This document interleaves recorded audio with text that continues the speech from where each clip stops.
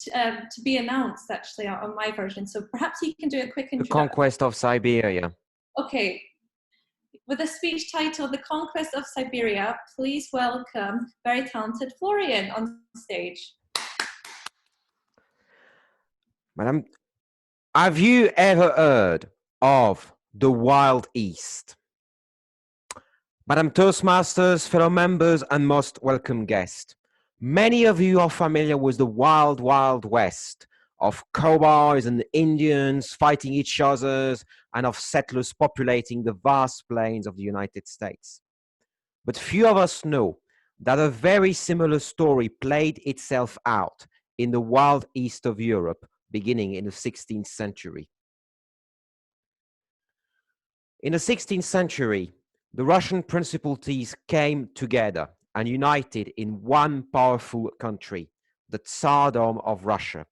A 16-year-old boy ascended to the throne, would be remembered forever in history as Ivan the Terrible. Tsar Ivan had huge ambition for his country, and one of these ambitions was to expand it, to go over the mountains and far away, to cross the Ural Mountains, the boundary between Europe and Asia. And one merchant family, the Stroganov, applied to Tsar Ivan for the right to populate the land as a fiefdom and to extract the resources and the wealth from it. The fiefdom was granted. Vast resources laid on that land, especially a commodity that was very, very much in need all over Europe at the time. A commodity that ended up shaping the fate of not one, but two continents.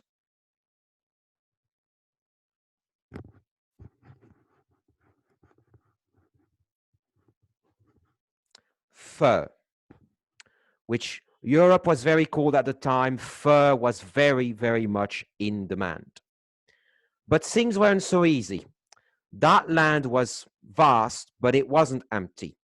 The Tatar populated it, descendant of the fierce Mongol tribes. These Tatars came together as one, the Khanate of Siberia, with Kuchum Khan, a descendant of the great Khan himself, as their leader. The Stroganov immediately fell under attack and decided to wage their own private war in the east. They recruited hardy warriors on horsebacks, the Cossacks. A band of Cossacks went into service of the Stroganov and elected Yermak Timofeyevich as their leader.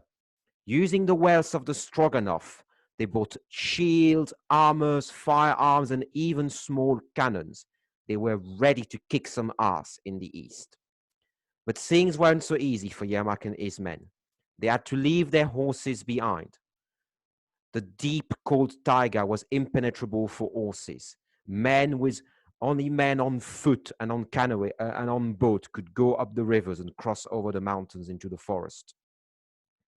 They started the journey under harassment from the Tatars, but eventually they crossed the mountain and reached the city of Siberia, the capital of the Khanate. The Tatars had a simple plan to defend their city. They would go atop their own horses and fall upon the Russian immediately, slaughtering them and taking over the supplies in their raft. At worst, they could simply destroy the raft and strand the Russians deep in the forest.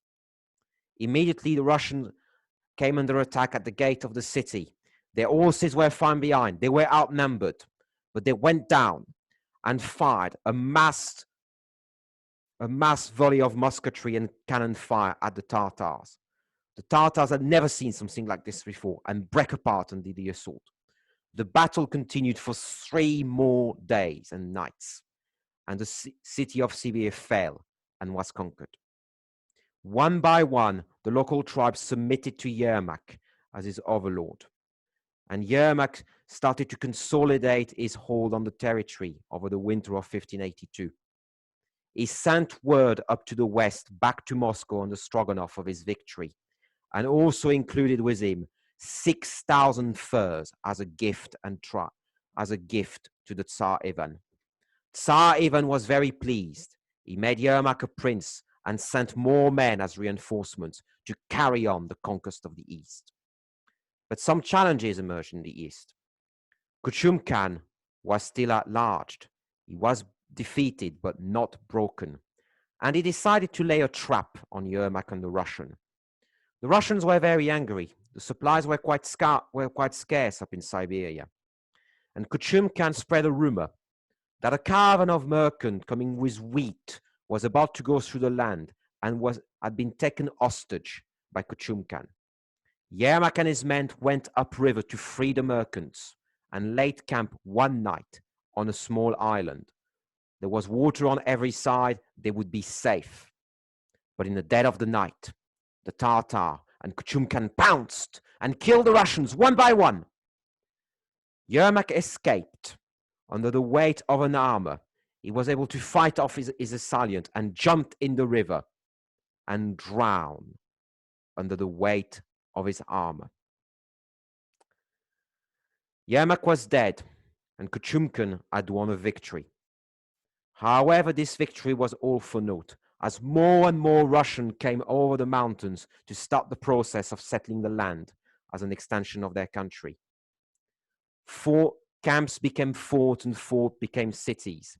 And 60 years later, after the conquest of Siberia, the first Cossacks reached the Pacific Ocean, and the conquest of Siberia was complete in less than the lifetime of a man. Madam Toastmaster. Woohoo! Big round of applause for Florian.